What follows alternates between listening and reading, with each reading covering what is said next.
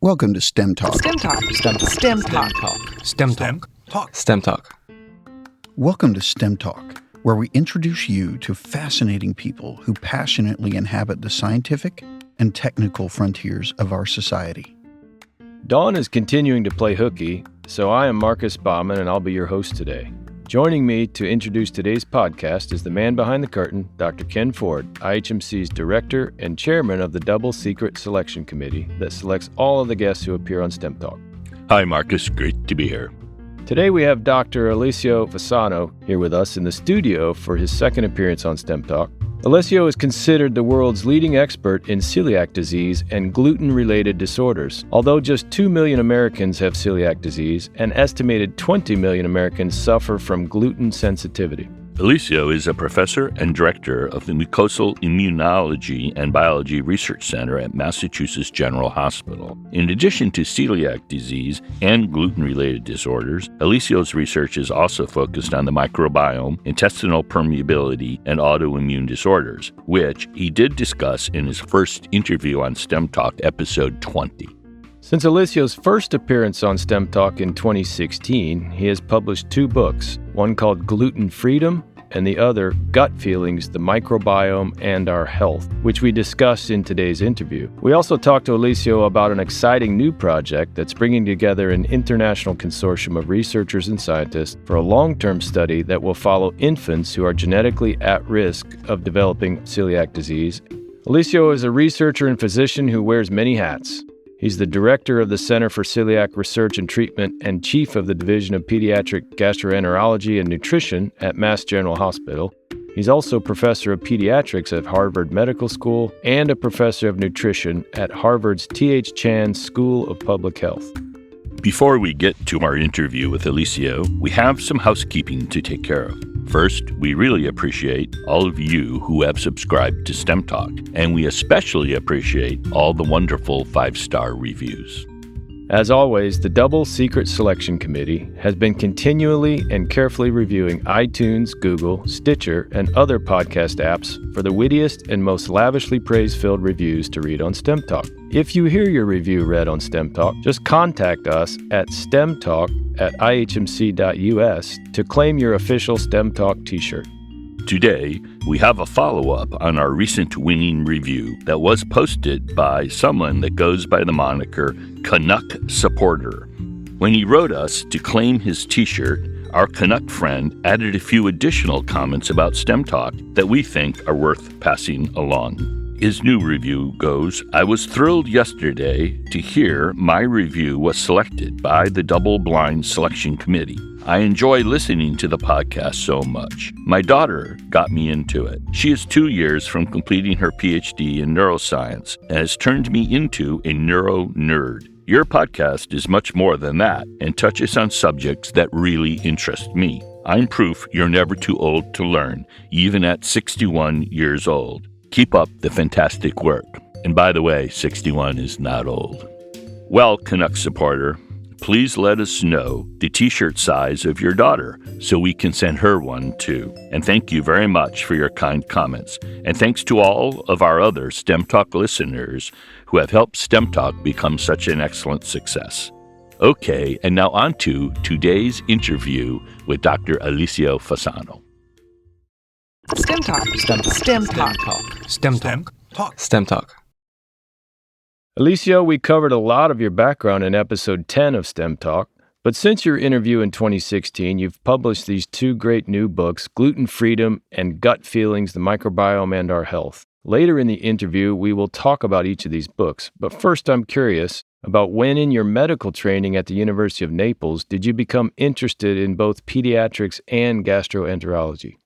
Well, pediatrics was first sight love. I realized from the very beginning from medical school that dealing with kids will have more fun and interesting, involvement both in terms of clinic and research enterprises. I was interested in research, since the get-go of my medical school. And that's the reason why when I was offered an internship my second years of medical school, there are 6 years in training in Italy for medical school, I decided immediately to become an intern in pediatrics. And happened to be there was a time in which, of course, you have to choose also a mentor. The mentor is somebody that will really impact your professional life for the entire span of its journey. And this gentleman was somebody that just came back from the University of Chicago, that spent some times there to study diarrheal diseases. I thought that was unglamorous. I said, I want to save the world. I want to do something on cancer or HIV that was at that time at the beginning of the journey. And he just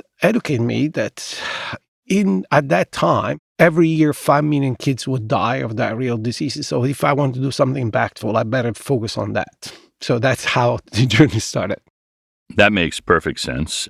You moved to the United States in the 1990s and spent 20 years in Maryland at the Center for Vaccine Development in Baltimore. While in Maryland, you founded the Center for Celiac Research in 1996. Then in 2003, you accepted an offer to join Massachusetts General Hospital, which was quite an undertaking, as I understand it, because you essentially had to move your entire lab there, or a big chunk of it. How did that move come about, and what was that all like? It was a military operation, actually. First of all, the reason why I moved to Maryland from Italy is mainly because I decided that, in this studying the interaction between a bug that makes you sick with diarrheal diseases and the host, I learned a lot about the host. I really had no idea how microorganisms will eventually exploit their capability to interact with the host and create conditions like diarrhea diseases. So that was something that I definitely need to fill as a gap of knowledge. And my mentor said, there is only one place in the world where I think that will be worth it to go, and that's Baltimore. And that's at the Center for Vaccine Development. They do vaccine development for enteric pathogens. That was the beginning of the era of genomics, to manipulate the genome of this microorganism and so on and so forth. So that's the reason why I moved, from Italy to United States. In Italy, I was also involved in celiac disease because, University of Naples was the hub of the situation there. I was supposed to move to Maryland for 2 months, and I ended up to be there for 20 years. And then I was offered a job at Mass General Hospital. And the first time that I was offered a job, I turned that down because, as Ken was mentioning, I would have been moving a pretty large operation, and I thought this is unfeasible. Plus, I'm not a really competitive guy, comes professionally. I thought that, Harvard was going to be a too, inquisitive and a professionally aggressive environment. And I said, I'm not going to thrive there. So I first offer a pass, and, a few months passed by, and a month and a year. And then they continue to come back. And then I realized that, at that point, stay in Maryland, the science can only be incremental and not transformational because we didn't have the critical mass of people around. And for that reason, I spoke with the people in the lab, and we had a general discussion. And finally, we decided to dive in and give it a try. So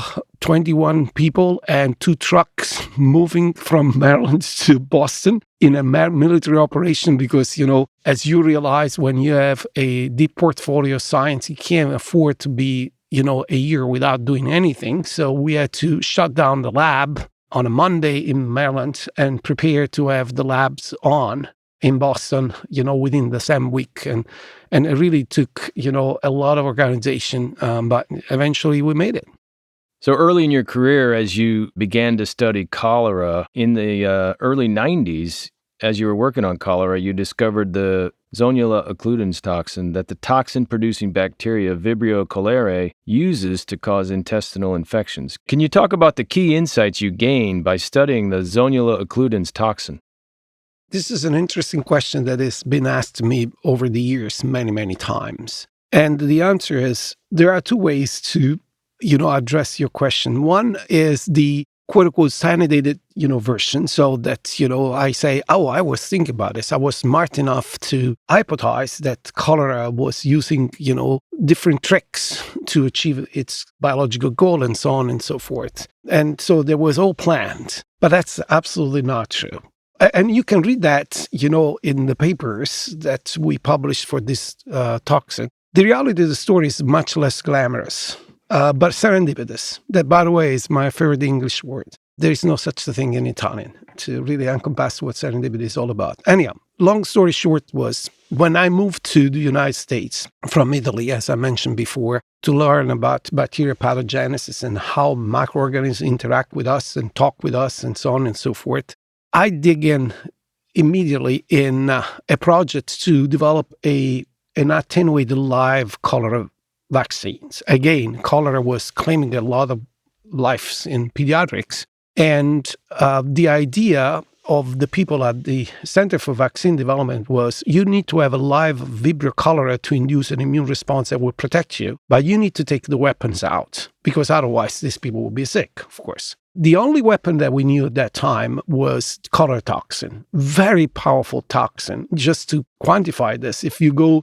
on the beach in Pensacola and you take 3 grains of sand, that would be enough to give you 40 liters of diarrhea if that was pure cholera toxin.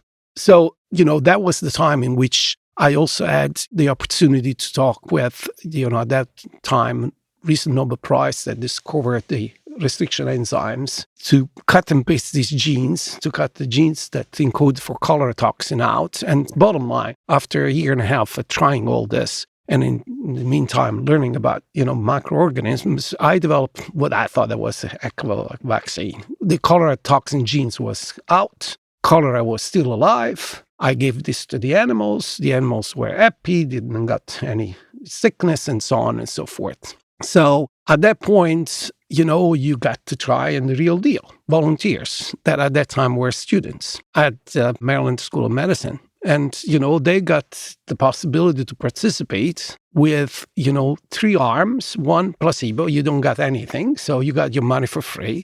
2, you got my vaccine. Also, you're not going to get sick because I was very confident that you're not going to get sick. 3, you got the real deal, but we would take care of you. Don't worry about it. They had to be locked in a facility because, of course, you can't spread this cholera stuff around for a week in exchange of $250. That was a heck of money for them, but not that much to go through this aggravation of being locked in a facility for a week. Well, long story short, the placebo didn't got nothing. The folks that got the real deal, they got, purging diarrhea. We took care of that. But unfortunately, the vaccine did not work. It was not like the real deal, but there was still residual diarrhea that made that not, feasible as a vaccine. So literally a year and a half flushed in the toilet, no point intended. Now, this is the split between different kinds of scientists. There are people that, give up and say, this is it, I failed, and move on and do something else. Well, the inquisitive mind said, why did that happen? What is all this about? So after 2-3 days, they got completely wasted because I got drunk. I didn't show up in the lab because I was very, frustrated about the entire deal. I went back to the blackboard and tried to reason. And I said, you know what? Got to be something else.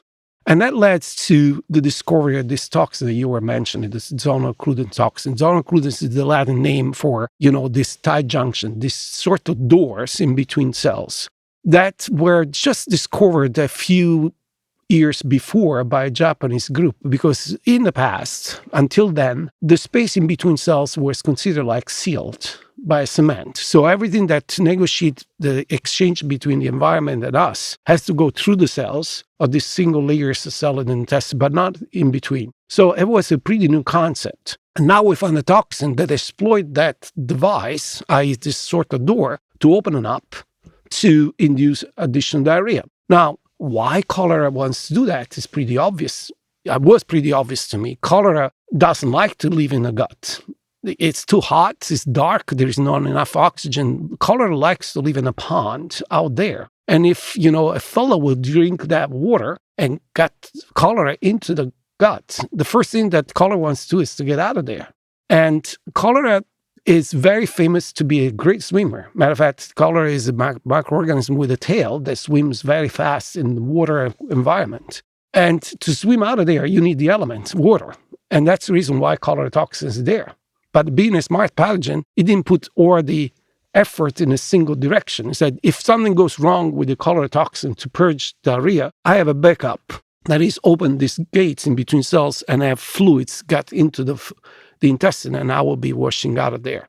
So that was the first time that a mechanism other than the typical mechanism to induce diarrhea was found.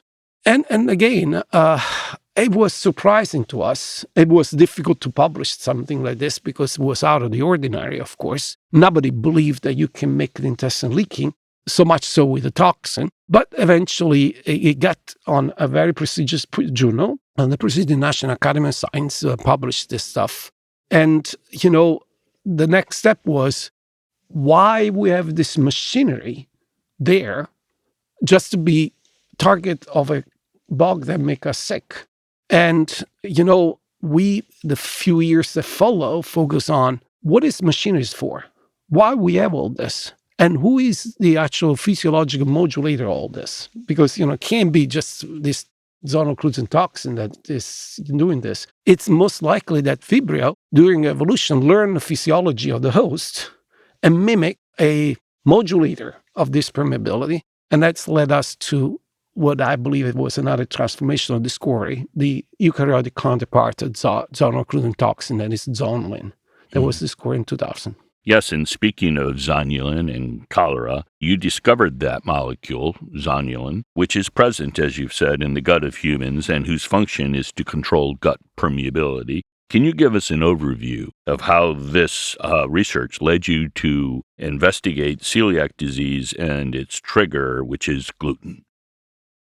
Yeah, another act of serendipity that was not planned because, again, at that time, I was working on two parallel, apparently completely disconnected routes. One, the clinical interest of celiac disease, and reason why I was interested because I came from an environment, Europe, in which celiac disease was extremely frequent, to another environment like the United States, in which pretty much was considered not to be existent. And at that time, we knew that there were at least two elements to make you a risk for celiac disease: the genetic predisposition that we share between Europe and the United States, and ingestion of gluten-containing grains that we also shared, and yet one was present, the other one was not. So that, induced my intellectual curiosity, epidemiology speaking, why this is happening. On the other hand, I was following this, route of, the communication. At that time, microbiome was a term that was not created yet. But, how microbes communicate with us and for which reason,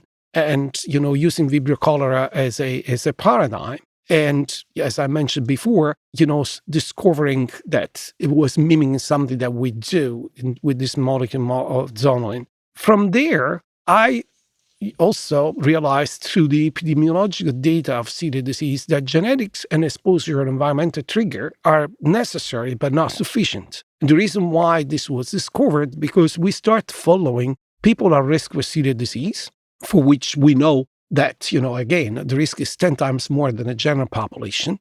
And interestingly enough, we saw that there were people that were eating gluten for 10, 15, 20 years and not getting sick. And then all of a sudden, they eventually developed the problem. Yet, the two elements were there. They were born with the genes and they were eating, gluten-containing grains for forever. But, some people, they were able to tolerate this, gluten for that long. And we ask ourselves, well, how that's possible? And, that led to a revisitation of what it really takes to develop any chronic inflammatory disease in humankind, including autoimmunity like celiac disease. Genes and environment are necessary, but not sufficient. These two worlds are segregated by barriers. The most evident is the skin, because we see it, that protect us against, stuff that comes from the environment. But the largest interface is definitely the intestine. If you spread the intestine of an adult on the floor, you core a double tentacle cord. And it's very complex. The ecosystem there has friends and foes, nutrients and pathogens. And you have to distinguish between friend and foes to decide what to do with that. And all this is due to segregation, this barrier there. If you lose that barrier function, so in other words, the intestine become leaks, and, you don't segregate like for the cholera toxin business that we were talking before, the zonal gluten toxin, then you have a consequence. Stuff from your body can go out, like for, what happened for the zonal gluten toxin, but stuff from outside can come in and can instigate inflammation. Then we realized that the fourth element has to be an immune system that becomes hyper-belligerent. And the fifth element, to explain why I can eat gluten for 20 years and then I cannot anymore, is the microbiome that epigenetically put in motion genes that I'm born with but are not expressed or repressed. That starts my march from genetic predisposition to clinical outcome. But without losing that barrier function, all this will not happen. And that's how we linked celiac disease with an exaggerated production of zonulin that eventually created a shortcut for undigested gluten to come in and instigate the entire process that leads to break intolerance and then the onset of disease. That's a great explanation. Thank you. I wondered about that, actually, some aspects of that over the years. Historically, celiac disease really didn't seem to be taken too seriously by most of the medical community, perhaps especially here in the United States. But, I remember friends having celiac and having a tough time with the medical community taking it seriously. Why do you think that was?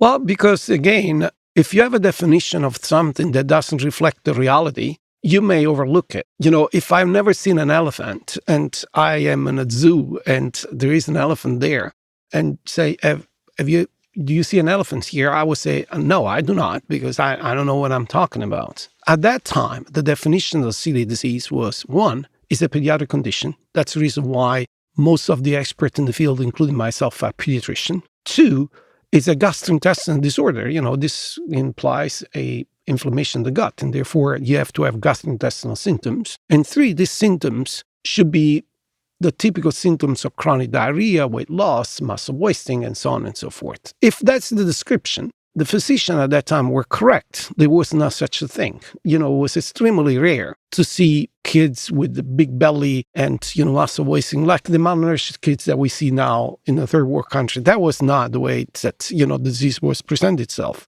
Little we knew at that time that celiac disease is an inflammation of the gut, but it's a systemic disease. There is no organ or tissue that can be spared. And when we did in 2013 this huge epidemiological study that involved more than 16,000 people in the United States, we learned the following. One, this is not a pediatric condition. Any age you can be involved. Two, gastrointestinal symptoms are frequent, but not the most frequent of all. Matter of fact, the most frequent way the disease presents itself, both in kids and adults now, is anemia and fatigue. No GI symptoms whatsoever. And that's explainable because, the gut of an adult is roughly 20 feet long.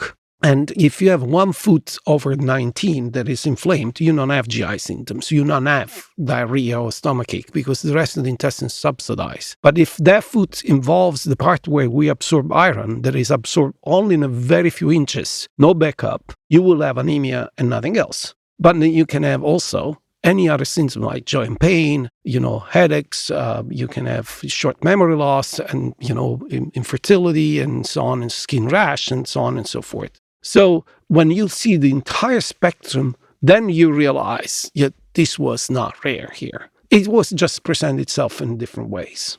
But the other thing that is fascinating, in my humble opinion, that like any other immune disease, if you embrace a worsened lifestyle, it's increasing over time in terms of prevalence. In other words, celiac disease double every 15 years in the United States. And I think that, again, by serendipity, working on one hand on cholera and discovered zonulin, on the other hand on the epidemiology of celiac disease, brought this together to answer the key question, what is accelerating this process of autoimmunity that we see in the Western Hemisphere? Meaning, this is the same destiny for MS, type 1 diabetes, multiple sclerosis, and so on and so forth. And celiac disease turns to be a phenomenal model to answer this question because of all, chronic inflammatory disease on autoimmune basis is the only one for which we know the trigger. There is gluten. We don't know why people got sick with type 1 diabetes and MS. So it really answered a lot of questions that we were not able to answer with other models. Sort of going to the opposite end of the aging spectrum, this is very interesting to me, this zonulin and these sort of gatekeepers between cells, because as we age, there's evidence that we get a leakier gut, right? And you can study this by looking at the levels of microbial DNA in the serum, in the blood. And that's actually highly related to the chronic inflammation associated with aging. And so this sort of reverse flow, right, from the gut into the bloodstream is interesting amongst those who are aging. And I wonder how much of that is actually linked not so much to the biological aging process, but to an adult lifelong, dietary habit and other insults that might lead to a leakier gut. So we were talking weekend about this, and we would take a different podcast. But to make a long story short, is that there are strong evidence, as you mentioned, of an involvement of changing the biology, particularly in controlling antigen trafficking with aging. Aging is a irreversible, common process that we all will go through. It's something that we still do not have a capability to manipulate. However, talking about regenerative medicine, contrary to what we believed before, even at advanced age, we have the capability to regenerate tissues, cells, pathways, metabolic, signaling. So what is the process of aging? If you define the biological terminology of aging is when the steady state between destruction and construction goes off balance. We all, from birth to death, have that steady state in which, 100 cells are produced, 100 cells will be killed by a programmed death, what we call apoptosis. And we maintain the steady state. For example, our bones, when we finish to grow, it seems to be, static. They are not. They continue to be remodeled. There are some cells that are called osteoclasts that chew them, and there are other cells, osteoblasts, that will produce them. The shape will stay the same, like a 3D printing. You have a program and you need to maintain the femoris in certain dimension and so on and so forth. Then what happened? That you start aging, and the process of chewing will continue, if not increase, but the process of building will be less efficient. And typical friability of an elderly person is osteoporosis because, the bones are not produced and maintained in a steady state anymore. What is now clear, Mark, as you mentioned, is that this process implies that you lose this compartmentalization with the external world. So that, you have, first of all, a different microbiome composition. You have a load of endotoxin that's higher, and you have less efficient maintenance of this barrier. So when this happens, you have a flow of this endotoxin. The immune system does its job. See, in an animal, we fight, and that would generate inflammation, what we call inflammaging. And that starts the spiral down of destroying more than reproducing. To finish up with the zoning business, two elements that I believe that would be nice to say. Fruit flies. Predicting when they're dying is not the chronological age of the fruit fly, but when they lose the barrier function. When they do, they know that it's highly predictable when they will die. And if you manipulate the genes that control their gut permeability, you can double their life expectancy. Like that, for a man, for a human, you go from 80 to 160. And other elements associated with zonin is that if you look at the level of zonin in ultracentenarian, it's extremely low compared to 40, 45 years old folks that they have myocardial infarction. That there's the zone level is much, much higher. And the zone level is inversely in proportion to agility. So the more zone you have, the less agile you are by, the measurement of agility. And it's directly proportional to cognition decay. The more zone you are, the more your cognition will decay. Is that to age. due to the effect on the blood-brain barrier? Or? It is due to a variety of conditions. One, as Mark was mentioning, this flow of endotoxin, and two, the blood-brain barrier starts to suffer, so you have neuroinflammation. That is another common denominator. By the way, zonin control also the blood-brain barrier. Yeah. You mentioned the rapid increase in the rate of diagnosis of celiac. How much of that do you think is an actual manifestation of increased disease, and how much do you think is attributable to a better appreciation by clinicians of celiac, and they're taking it seriously and diagnosing it more frequently? Do you think it's a mix, or is it more one than the other? It's definitely a mix. It was much more increased awareness at the beginning, but now everybody knows, and there's much more now a true increase in prevalence, as we see for all chronic inflammatory diseases, if you embrace a Western lifestyle. This is actually really a transformative idea when it comes to aging. It's fascinating. Thank you for overviewing that. You covered a lot of this in your book, Gluten Freedom, which you co-wrote with your colleague Susie Flaherty. Came out in 2018, and the Celiac Disease Foundation refer to this book as a must-have work and an excellent reference for those with gluten-related disorders. In reviews of the book, some readers have referred to it as a life-changing book. You must be pleased with the response you've received.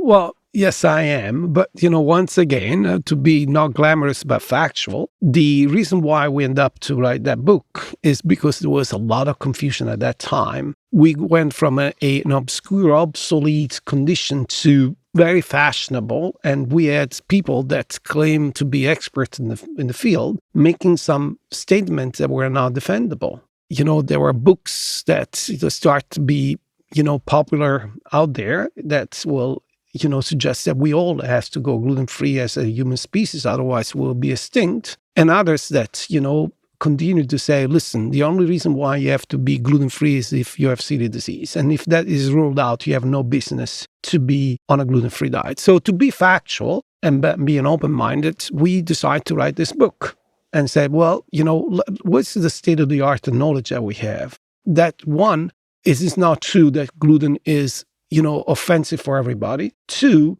it's not true that the only reason why you can be in trouble, clinically speaking, when exposed to gluten is celiac disease. We're talking about a spectrum of gluten-related disorders now. Celiac disease being the autoimmune form, with allergy being the allergic reaction, and then this, gluten sensitivity or non-celiac gluten sensitivity to be this third element that you mentioned before that seems to affect many more people that, celiac disease. So, and that was the impetus to write the book.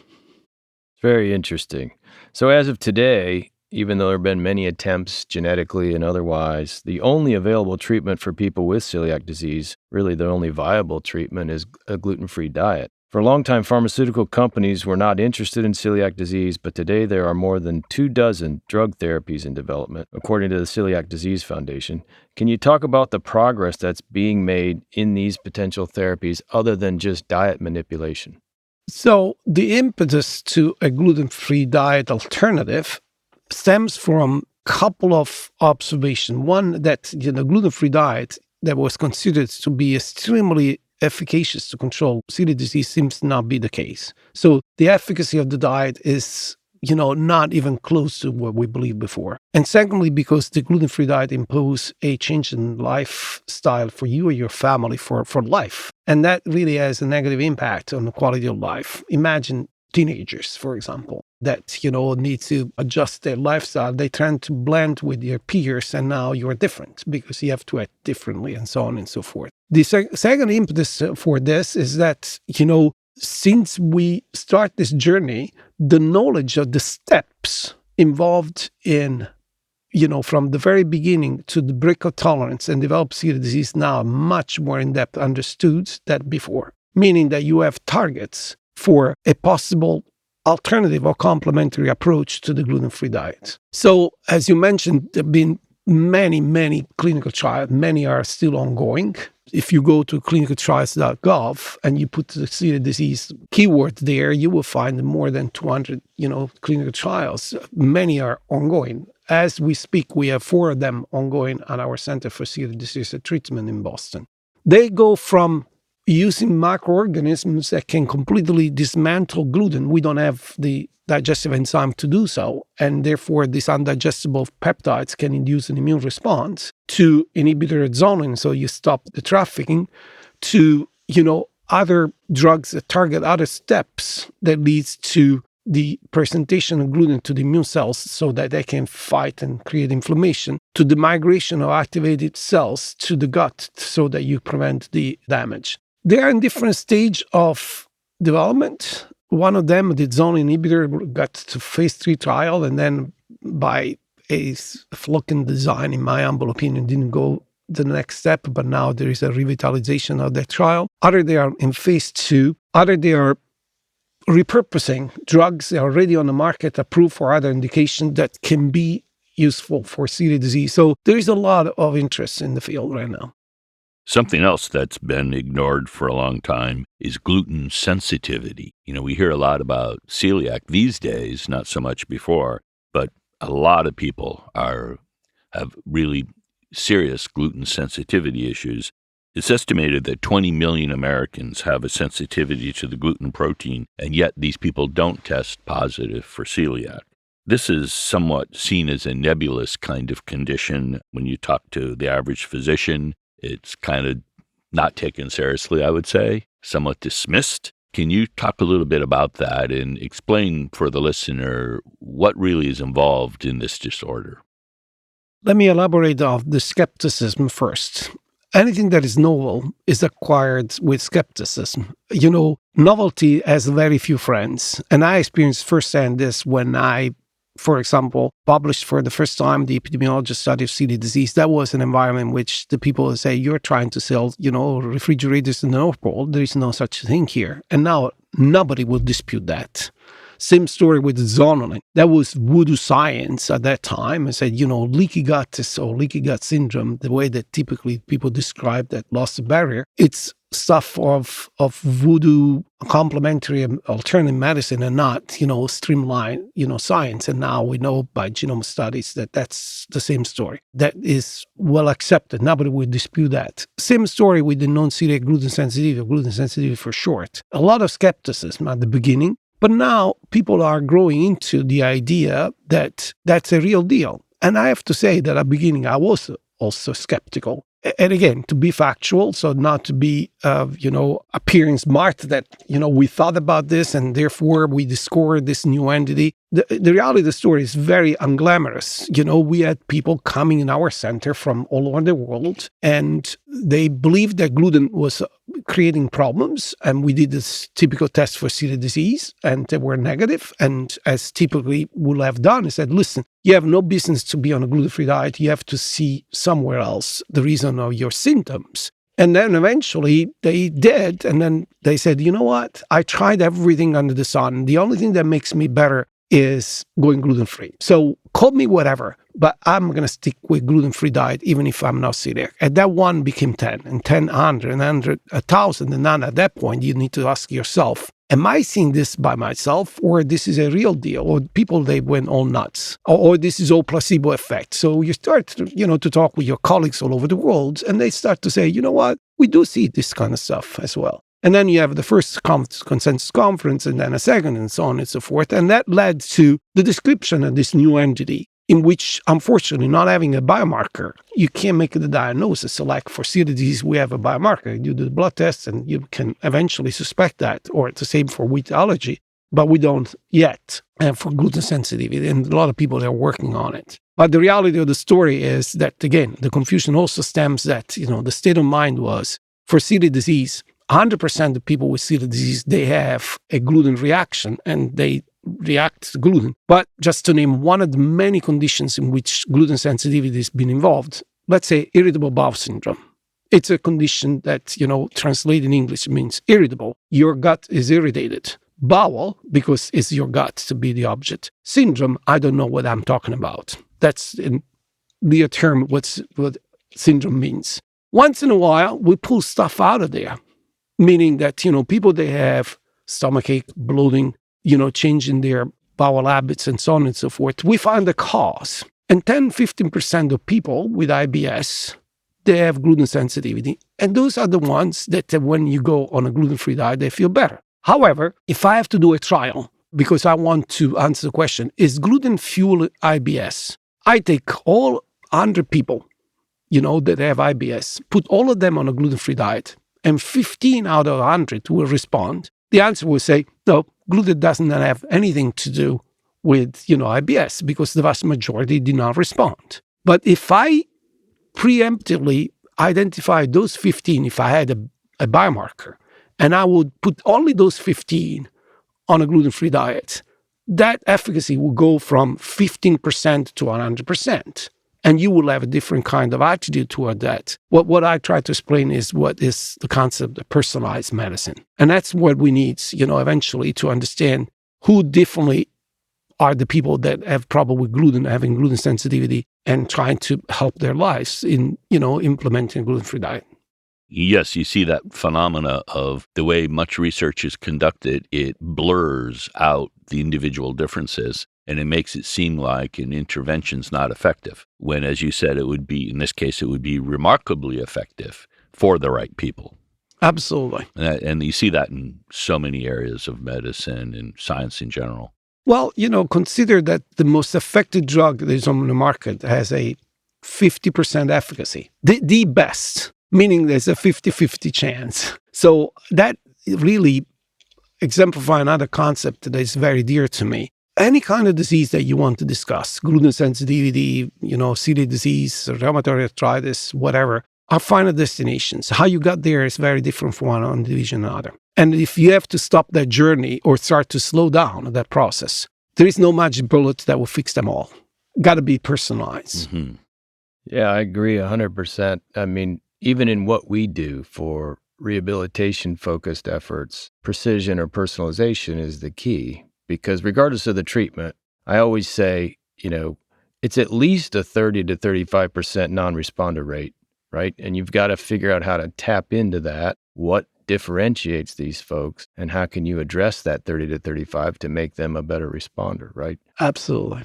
So as you've talked about, celiac disease is a genetic disorder, certainly has genetic linkage.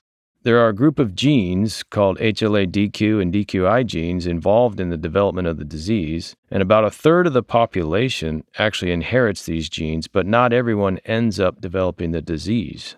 Can you talk about this? Do we really understand why that is?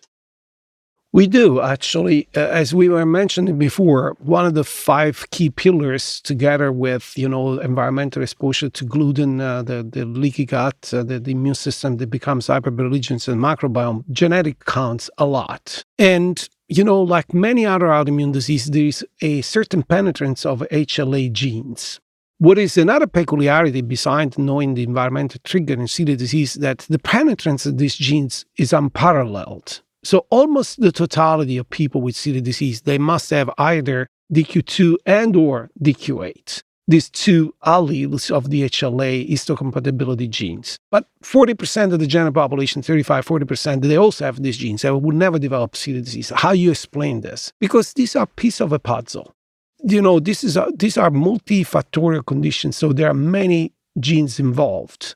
And those are a must. Without those, you cannot develop celiac disease. And the other peculiarity, we know why. Because these genes are sort of docking station on a specific immune cells called antigen-presenting cells. So when gluten leaks through the barrier and comes in our body, needs to be accommodated on this docking station, these HLA, DQ2, DQ8, on what we call antigen-presented cells. And when they dock, then they are presented to other immune cells that will create the damage. If you don't have the dock, you can't develop the problem. That's the reason why you got to have either or both of these genes.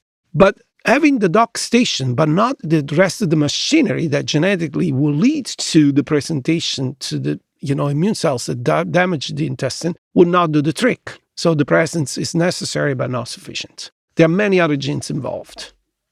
That's really interesting. And you talked a lot about this in your book, Gluten Freedom. And as we talked about, folks at the Celiac Disease Foundation refer to the book as a must-have and an excellent reference book for those with gluten-related disorders. The best compliment that I got from this book from our reviewers is that this was written for the general readership, to the point in which one of the reviewers said this was like a romance or a thriller. I cannot put down the book until I finish from the beginning to the end. It's very conversational but factual, and in which we discuss many things, including this genetic situation, including the evolution, epidemiology speaking, of the knowledge about celiac disease, all the way the role of the microbiome and epigenetics and so on and so forth. You worked with Bob Pryor at MIT Press in publishing this book. That had to be a good experience. It was an interesting experience. Again, I want to be factual. Bob approached to me and said, listen, it's time to write a good book on microbiome. And I said, Bob, I appreciate and I'm flattered, but there is no way that I would do that. And he said, why? It's an impossible mission. What are you talking about? Well, if I have to write a book in which every month, on a subject in which every month there are 700 papers published, this will be obsolete by the time that I finish it. And Bob, with his sour fare, said, listen, you just set the rules. Of course, the dynamic will change, but something that would never change are the rules of the game. What can be done. working on the microbiome, something that factually would not change over time. And it's also interesting to know the history of how we end up to move from the single microorganism, mechanism that interact with us to the entire community and what this does in terms of our clinical destiny, so to speak. So at the end, I capitulated. And again, with Susie Flaherty, that is, a very smart scientific writer, I said, Susie, this is an almost impossible mission. And we got to do this in a year. So let's start writing this using, Bob's direction. And we start to write the book. And of course, you got to the chapter 3 and then you have to go back to chapter 2 because something really impactful was published the week before and so on and so forth. Then Bob said, I want this book by this date. You cannot touch other than cosmetically this book anymore. And we eventually end up to, fulfill the request. We gave the book to Bob, and guess what? COVID came on board. I said, Bob, I can't give you the book without mentioning COVID and what this is doing to the microbiome world. So he gave me a pass for another 2-3 months. So we had to really scrabble to put the stuff in there in the midst of the pandemics. It was an art of love. But, honestly, it was one of the most difficult enterprises that I have to go through but I have a lot of fun because I also had to rely on interviewing colleagues that are much better than I am in understanding the world of the microbiome, the history, how we got there. Fascinating. Yeah, Fascinating. he's a very accomplished editor, and you do realize who indirectly caused you that pain. Yes, indeed.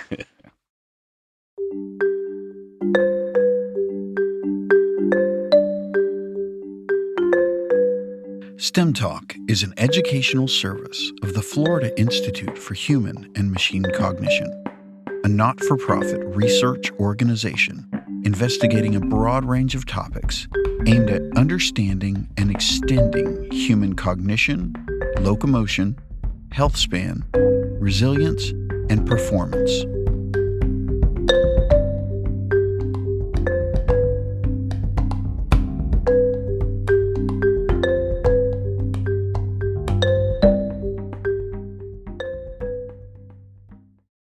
One of our associates here at IHMC ended up in the intensive care unit of a local hospital because of a lower GI bleed. When he asked his gastroenterologist what he thought was going on, leaky gut was offered as a likely possibility. I understand, and I think I understand why, that you're not a particularly big fan of the term leaky gut. I don't like it at all. And again, leaky gut or leaky gut syndrome has been used and abused over the years to explain everything that goes wrong in the world. If you have a flood in Pensacola, it's due to leaky gut. So the election went wrong, it's a leaky gut. So in other words, that term was vilified. I think even the concept is the same. I rather prefer, gut barrier dysfunction, for example, or impaired, gut permeability, but not leaky gut. But, again, one of the major challenges in the world of the role of gut permeability and antigen trafficking is that we did not have a good biomarker to study this. That was one of the limitations. With the discovery of zonulin, many companies start to generate, testing to measure zonulin in the blood and the stools and so on and so forth. Now, it seems yesterday, but again, times fly. Zonulin was discovered 25 years ago. There are thousands of papers out there now using zonulin as a biomarker. And I can go through the list from aging again to neurodevelopmental disorder to neurodegenerative disorders to autoimmunity to cancer to metabolic disorders like type 2 diabetes and non-alcoholic fatty liver disease to GI bleedings and so on and so forth. The common denominator being inflammation. So your associate, may have been landing in the ICU because of this massive passage of endotoxins due to a sudden increase of antigen trafficking that can translate in a situation like this. Interesting enough, these biomarkers of gut permeability are routinely used in Europe now and not prime time here in the United States yet. But I think that is a question of time. Again, as I was saying, transformational science would take time to get that kind of, streamline acceptance, so to speak. I think you're right. I absolutely think you're right. Back in 2018, you gave a talk at the Institute for Functional Medicine's annual international conference. The talk was titled Autoimmunity and the Interplay of Genes and the Environment. You began your talk by pointing out that medicine is still relatively ignorant about human biology in some regards, and you talked about how and why people get sick. Can you expand on that and tell us a little bit about your talk and that experience? So, in the past, we were convinced that if I'm born with the genes for colon cancer or Alzheimer or sarcopenia, whatever, it is my destiny to get there. There's nothing I can do about it. And, little we knew that that's not the case. Again, lesson learned from celiac disease, there were people that for 40, 50 years were able to tolerate gluten, and then something happened that made them to lose that luxury, despite that all the elements were there. And that leads to the conclusion, in my humble opinion, that, the presence of the genes is simply a predisposing factor. If this translates in clinical actuality, it really depends on how you play your genetic cards, meaning your lifestyle. And that brings also another concept that is very clear to me and very dear to me, that is epigenetics. So playing genetic cards means if, why, when, and how I put in motion these genes to start my journey from genetic predisposition to clinical outcome. And if I understand that journey, if I understand, for example, what we've been doing wrong in the Western Hemisphere to justify this surge of chronic inflammatory diseases, we will have strategies to slow down, if not reverse the process. And this knowledge can be applied also to something that we thought that was, not, negotiable, like aging in a gracious way. I don't have the ambition to live 200 years, but I would love to live whatever is my genetic plan in an independent way, so that I would not be a liability rather than a resource for the society. With an aging society, that's important. So all this to say, what we've been doing wrong in playing our genetic cards, and if you just go through the process, the reality is the following. Anything that manipulates the microbiome in the wrong way, so that our interaction is not in a friendly relationship, but is more on the belligerent side, translates in deviation, derailing for what was the plan of evolution that leads me to play my genetic cards, at my disadvantage. That's the long and the short. I understand that you consulted with Claire Fraser as you began writing your book. She's wonderful, and she's been a pioneer in the microbiome and genomic medicine and was our guest on episode 32 of STEM Talk. Just for curiosity's sake, how did you folks meet? So I was in Maryland. She was with Craig Venter Institute because at that time they were married. And she was very much involved in the Human Genome Project when she moved, at the University of Maryland. And as soon as she moved, we have got acquainted because of our shared interests. And Claire is a fascinating individual, very, very smart. And, we start reasoning about, the entire Human Genome Project, what that meant, what was the premise and the expectation of that. Remember that was two parallel approach. One was the public approach, the NIH, approach to do the, this big human, genome project. The other one was Craig's approach, the fast, approach of a very entrepreneur person, controversial in some aspect, but smart enough to surround himself with very good people. And Claire was one of them. And, when the genome project was completed and was unfortunately not leading to the expectation. So they say, okay, we find the key of, the reason why we got sick and by doing the human genomics. And we realized that genomically speaking, we are very rudimental, made only by 27,000 genes. We end up talking very often, what else is going on here? What is the key of the elements? How modern nature can create such a unbelievable machine like a human being based on only a handful of, genes that translate in products, i.e. proteins. And what is the rest of the stuff? what we called junk DNA at that time that is useless. And, Claire and I, again, spent a lot of time reasoning about all this. And, once again, and this is also in the book, Claire, remind me the beginning, the Human Microbiome Project. It was all, how we recycle all the knowledge, all the technology, all the hardware and software that was used to do the Human Genome Project so that it will not be trashed. And that's how the Human Microbiome Project was started. But was not appreciation at that time how revolutionary this could be in terms of understanding the basic of epigenetic transformation and therefore the impact of the microbiome on our, clinical destiny. When I started to write the book and I decided to go to the source of facts, Claire was on the top of my list, and she was kind enough to accept the invitation. And, I believe her contribution to the book has been instrumental to be very, very factual, how the field of human microbiome really started. This is actually a great lead into some of your current work. One of the relatively new projects you've been working on is called the Celiac Disease Genomic, Environmental, Microbiome, and Metabolomics Study. The project features a team of physicians and scientists for a long-term, multi-center trial that will follow infants from birth through childhood in an effort to better understand the many factors that contribute to the development of celiac. Some of those you've touched on already. It's your hope, to my understanding, that this study will lead to a historic new conceptualization of how we identify, predict, and prevent celiac disease. It's quite an ambitious project, isn't it? That's an understatement. And then, Marcus, again, I'm in general very humble, but I'm very proud of this because when this was conceptualized was more than 15 years ago.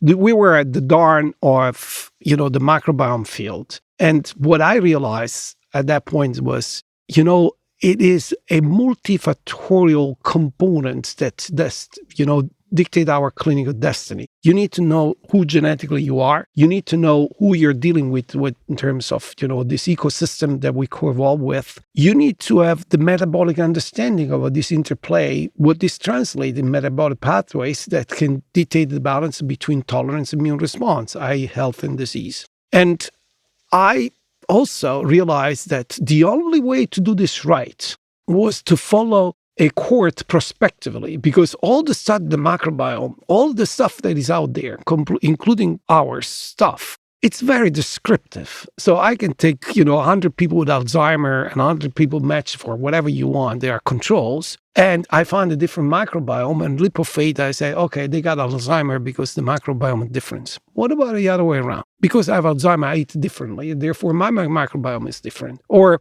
I have different physical activity, and therefore, this will change my microbiome. The only way to mechanistically link the microbiome to disease pathogenesis is to follow a cohort, from birth, ideally. And I'll tell you in a moment why from birth. And see the dynamic before, during, and after the onset of the disease, how this really changed and how mechanistically can be linked to the clinical outcome. You can't do this with Alzheimer because you can't follow people for 70 years. It's unfeasible. So you need to choose a disease that materializes rather early in your life. And once again, celiac disease was, our target. The other thing that you want to do is to trick the system to your advantage. If the prevalence of celiac disease in the general population is 1%, you need to recruit 100 kids to get one with celiac disease. And we require a huge number of kids to be followed. But if you take kids at risk because somebody in the family has celiac disease, you enrich your population 10 times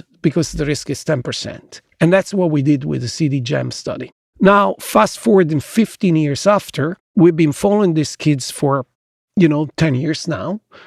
We recruited more than 600 families because, of course, we also do studies on the rest of the family, including the proband, i.e. the ones in the family, mom, dad, or brother, sister that have celiac disease.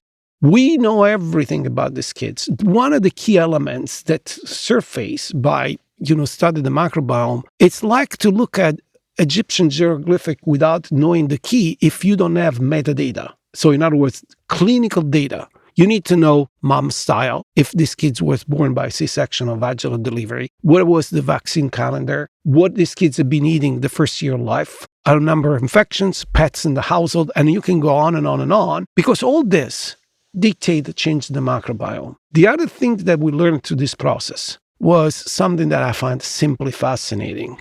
The first 1,000 days of life, from conception to 2 years of life, will be instrumental to dictate your clinical destiny, because that's the time in which we have to find that nice compatibility between the host and the microbiome.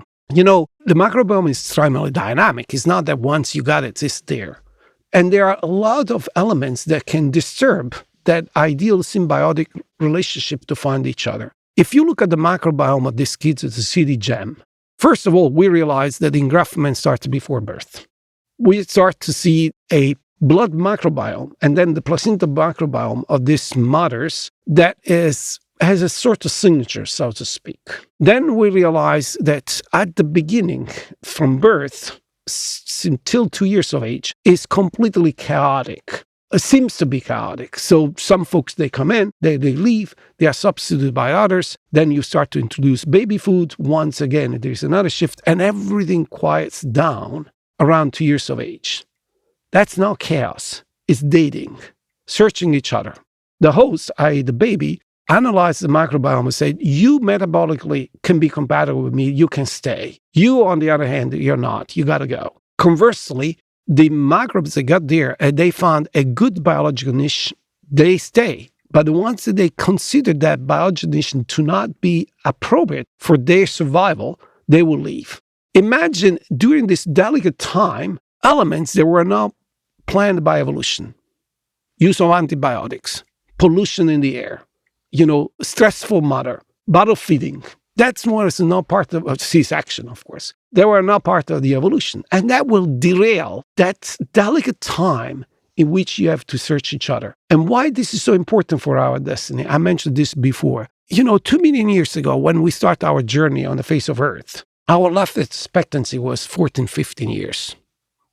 And there are two ways that you finish your journey. A dinosaur will eat you, or an infection. You didn't have time to develop cardiovascular diseases or cancer. Luckily, it wasn't a dinosaur. Luckily, was if you were lucky. Well, yeah, because infection, you can survive eventually, but not with the dinosaur. So the immune system was generated to fight only one enemy, infection. And in matter of fact, what is inflammation? Nothing else that generate a very hostile environment for microbes to grow. It's too hot. There are chemicals like cytokines that will kill you, immune cells that will eat you. You destroy the tissue, so you pay a price, but you save the organism. So it should not come as a surprise. It is the microbiome that program, like a computer programmer, the immune system to decide if, when, why, and how to generate inflammation, and when to stop.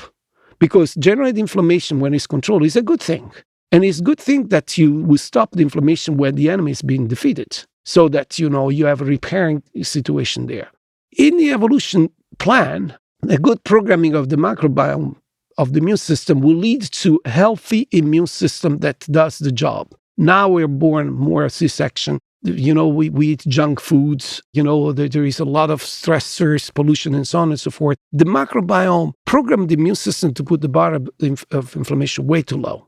And it's a matter of time that on a specific genetic background, this will translate to the clinical outcome of an inflammatory condition like celiac disease. That's what we learn through this project. But most importantly, and dramatically important, is that following these kids over time, we were able to identify microbiome signature years before that would predict with almost 90% who develops celiac disease, who does not. Of course, this is all AI-generated information. So in other words, you have 32,000 genomic data from the human genome, millions of genomic data, the microbiome that is, modifying, all the metabolic profiling, all this metadata, and you feed the system and say, I have a cohort of kids that they start from the same start line.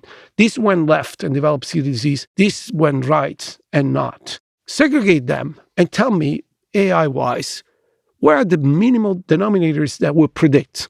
And again, to make a long story short, they were systematically the loss of protective elements of the microbiome of those that developed celiac disease that led to 5 strains, only 5 strains. All of them, they are probiotic strains compared to the ones that did not develop it. We took these 5 strains, We do the whole genome sequencing of these 5 strains. We find 2% of mutation compared to the reference strains in some key elements that we knew pathogenically important. Genes that control the host barrier function, genes that control the host, program death, apoptosis, genes that control the innate immune response and the adaptive immune response. And finally, to close the loop of epigenetics, if you take biopsy from these kids and you make organoids like small intestine in the tube, now you can do that because, the intestine has, these stem cells that regenerate very fast all the time. And you make organoids and you expose these organoids to gluten.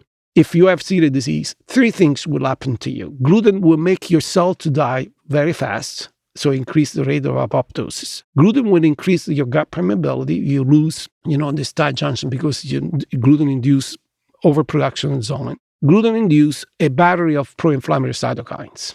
If you take the same organoids and you protect these organoids with these protected bacteria that are lost by the kids that develop celiac disease, they epigenetically reprogram the epithelium on those elements: cell turnover, barrier function, innate and adaptive immune response. So if exposed to gluten, you will respond like a normal individual, meaning nothing. You do not have increased apoptosis. You don't have increased gut permeability. You don't increase, the production of pro-inflammatory cytokines. Long story short, if those strains are there, epigenetically, the epithelium is programmed to tolerate gluten. When you lose it, you lose that capability and you start your march. And that's the reason why you can develop celiac disease in your 50s, because you may lose those protective elements later on. Well, thank you for that description, Alessio. This study we're discussing really is a remarkable study in so many ways. And you had participants not only from the United States, but also from Italy and Spain. Could you tell us about that and how did that come about and what was the rationale? I think I know, but I want to ask you. Yeah, these 3 sites, genetically, they are very similar. So we didn't expect difference there. What we expect, on the other hand, is the environmental factors that can be at play. And that's the reason why we decided to do that. And compared to United States, kids in Italy and Spain, they lose tolerance earlier. So in other words, we see that the average onset of celiac disease in United States is 3-4 years later than in Spain and Italy. And now looking at the metadata, we're trying to understand what are the elements that makes these kids to lose tolerance earlier, because that's another information that can help us, intercept the disease. That is the holy grail of this study. So is the overarching goal of this project to pave the way for personalized prevention of celiac disease? It's exactly that, because now by making all the omics and with AI analysis, this is what we learn. The first thing that happens is dysbiosis. You lose this protective element that I told you. The second thing is your zonin start to increase over time, a few months before the onset. So the antigen trafficking increases, and only in those that are destined to develop celiac disease. The third thing is that you break tolerance. So you start to see the biomarker that, you're developing an immune response against gluten and so on and so forth. And then you develop disease. So with that in mind, our idea, if this will be confirmed in large numbers, is, surveillance of the microbiome. When we see that there's biosis of these people that eventually will have this loss of protective elements, we can supply those elements because we isolate them. And therefore, there are, now, strains that we can give to kids. And we use biomarkers like the zonin and the biomarkers for breaking tolerance to see if this indeed is intercepting the disease or not. CDGEM really is a gem.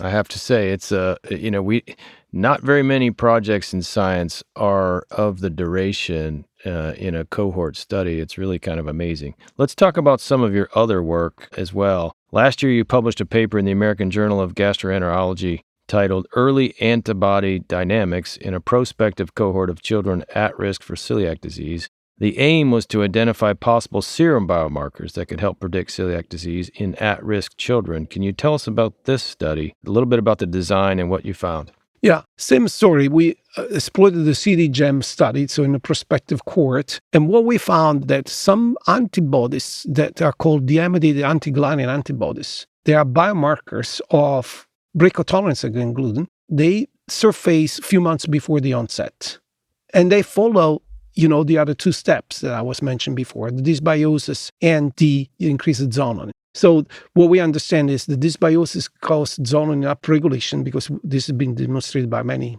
others beside us. And that increased antigen traffic on gluten. And that gluten will induce these deamidated antibodies that are biomarkers that, unfortunately, you went over the threshold of tolerance. And the next step will be, the onset of the disease. Interesting. CDGEM will produce many, many offshoots, I would imagine. Yeah, I mean, again, as you mentioned, these are very difficult cohorts to maintain for so long. We have the dedicated research coordinators. Every year we have the lab coat, ceremony. So we have these 1, 2 years old kids. They come to the lab. They get the lab coat and they do the tour of the lab. They look at the freezer where their poop is in there, and then they're very excited about all this. A study you published earlier this year in the journal Pediatrics looked at zonulin. We've been talking about zonulin now for an hour and a half. This study evolved from the observation that increased intestinal permeability seems to be a key factor in the pathogenesis of a variety of autoimmune diseases, including, of course, celiac disease. It's unknown, however, and I think this is really interesting, whether increased permeability actually precedes the onset of celiac disease. So please tell us about this study. I think this is really interesting.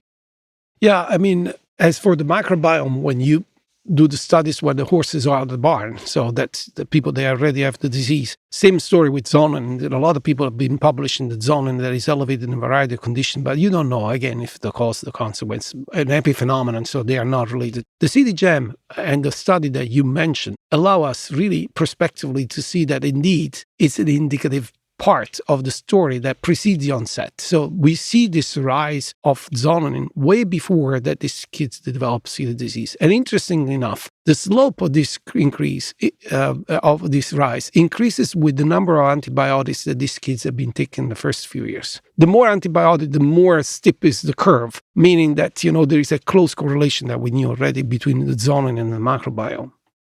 Thank you. That really clears it up.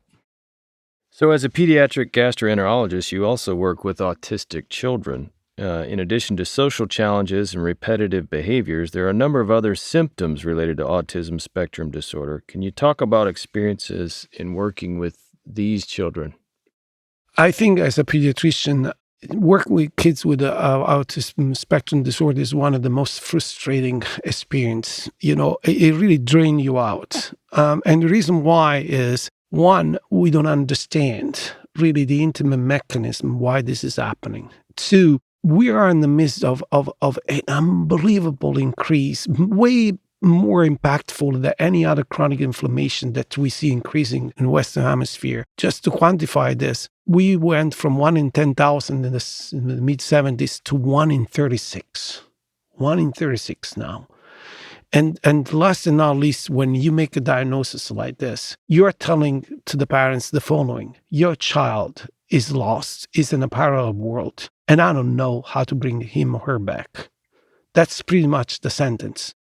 And that's been this till the recent past. This is kids that there are verbal kids and nonverbal kids, so there is a degree of severity of the condition. But these are kids that really, they live in a parallel world. And you can't communicate with them. They have their own behavior or idiosyncrasies. One of the most frequent, they eat always in a stereotype way, or they really want a certain environment. And if they are outside of that, they got extremely agitated. When they are in pain, they cannot communicate. So they change behavior that is, communicating pain. In other words, I can only imagine putting myself in the mind of these kids, how scary it could be that you are physically there, but not capable to communicate with the surrounding world, and how frustrating it is for the families, knowing that your child is there, but is not there. So it's becoming my crusade, if you wish, at the, stage of my career in which, if I want to do something impactful, I should spend time to try to understand all this. And this is in this mesh of what we call the gut-brain axis. That the brain communicates with the gut has been known forever. If you're nervous, you have stomachache. But that the gut can communicate with the brain is a relatively new notion. And once again, not to be monotone, but the microbiome seems to play a huge role in all this. And we have a similar project now that we have for CDGEM, it's called GEMMA, for autism, that is trying really to get to the root of this. And again, I know the animals are not humans, but we have a component in this project in which you eventually take a mouse, humanize this mouse with tools from an autistic kids, and you resemble in this animal some stereotype, conditions that seems to suggest the neuroinflammation, the different pruning of the synapses that happen in kids with autism. It's also dictated by a relay from the environment that is the microbiome. Remarkable. And I think the impact of the microbiome is so broad and so amazing. I particularly like it as a way of understanding how a super complicated creature like a human, you mentioned this earlier, can be assembled out of only 23,000 genes. That's right. And again, not to be politically incorrect, but there is another concept that is to be very clear, and it's the concept of One Health. The microbiome is extremely dynamic.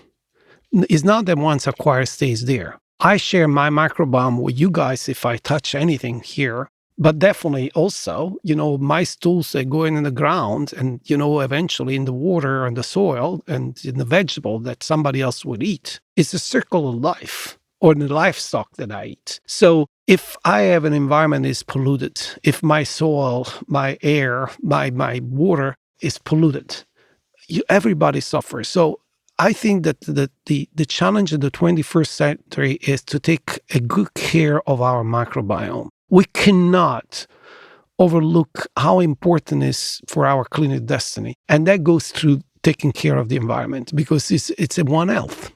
Mm-hmm. That's for sure. When we last talked to you, you were involved in renovating a 13th century monastery in Salerno, Italy, which is your hometown after all. Salerno is home to the Scuola Medica Salernitana, which is considered the world's first medical school. And this dates back to the 9th century.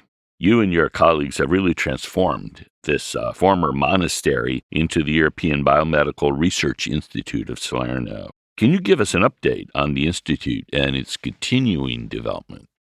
Yeah, the initial rationale to have this institute there was because this monastery was abandoned and there were some, funding from a European Commission that they were going to use for a museum. And at that time, mayor, and now is the governor of the region there, wanted to do something more impactful. Also, in connection with the reopening of the Scuola Medica Salernitana that was closed for 2 centuries because it was moved to Naples and then was reopened. And then, he decided to invest in this research institute. The focus of the institute is on nutrition and health and how the nutrition can impact the microbiome. And now it's an institute that has almost $45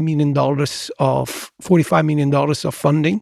Mostly are involved in nutrition and gut-brain axis. So the two are, one is on autism and the other one is on depression. But we also have some very cool projects that will be more in the realm of the IHMC rather than us. The last one that is very ambitious that we just got, submitted is a project in which we use 3D printing of biological material to regenerate tissues.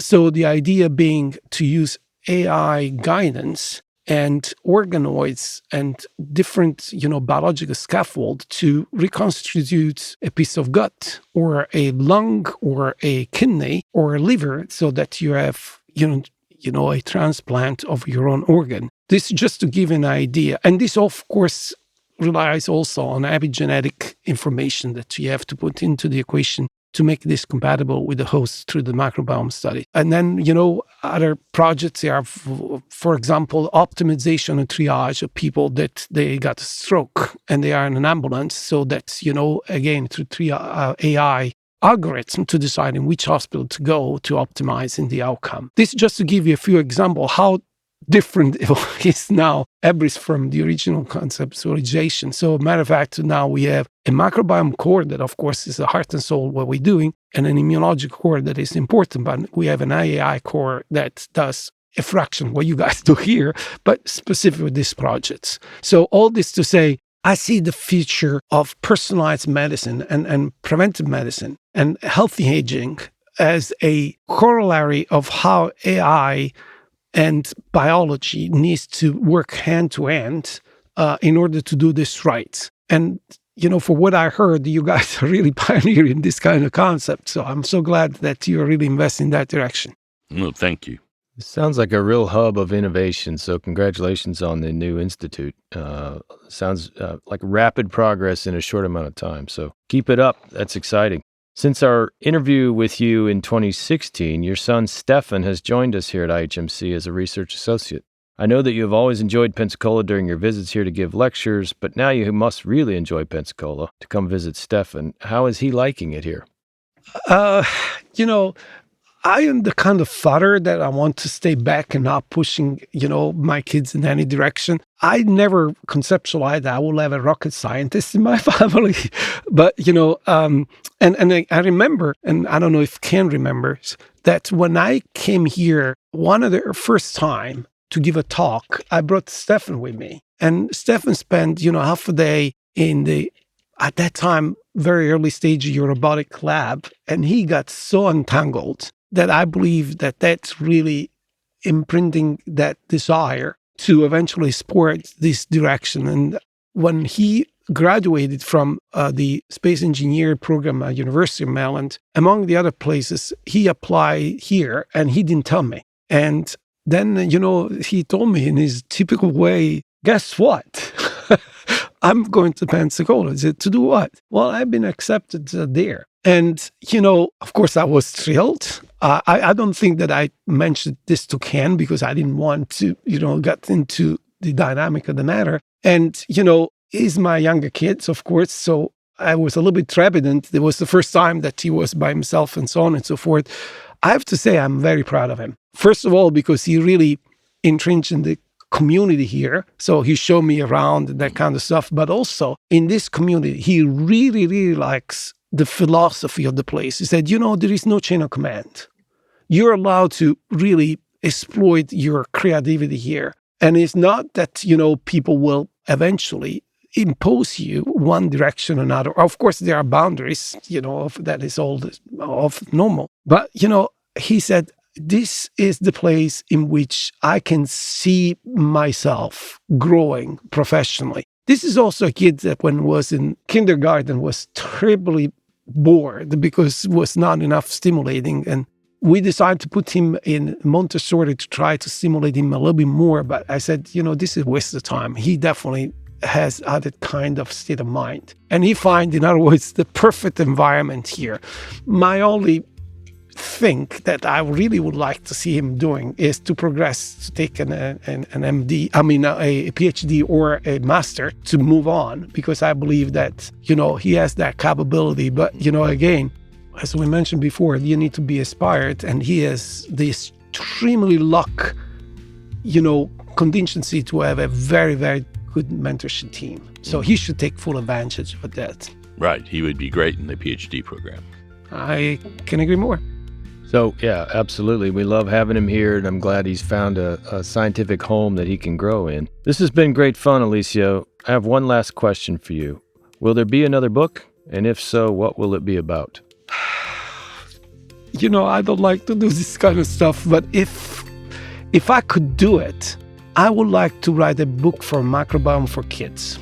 Something at that level, because the next generation, really, the sooner they get on board of respecting your own microbiome, the sooner we will start the reverse of this trend. So an illustrated book for kids to explain the microbiome, if I'm obligated to write another book, that will be my choice. That'd be pretty cool. Yeah, agree with that. It'd be very cool and much shorter. Oh, yeah. It's got, the span attention of kids, it's very short. You can't go for 600 pages a book. Definitely not. Well, it's been great fun, and thank you for joining us on STEM Talk. I appreciate the invitation. STEM Talk. STEM Talk. STEM Talk. STEM Talk. STEM Talk. STEM Talk. When Alessio first appeared on STEM Talk back in 2016, gluten-free pizzas and other gluten-free options were not common on restaurant menus. But now restaurants and consumers are much more aware of celiac disease and gluten sensitivity, and that's partly due to Alessio's role in identifying gluten sensitivity as a serious issue affecting more than 20 million Americans. Something else that wasn't widely discussed back in 2016 was the microbiome and its critical role in human health. Thanks to researchers like Alessio, we are in the early stages of unraveling one of the myriad mysteries of human biology. Recent developments in microbiome research are paving the way for personalized and precision medicine that may one day become standard and provide us with novel treatments and therapies. Well, this is Marcus Baumann signing off for now. And this is Ken Ford saying goodbye until we meet again on STEM Talk.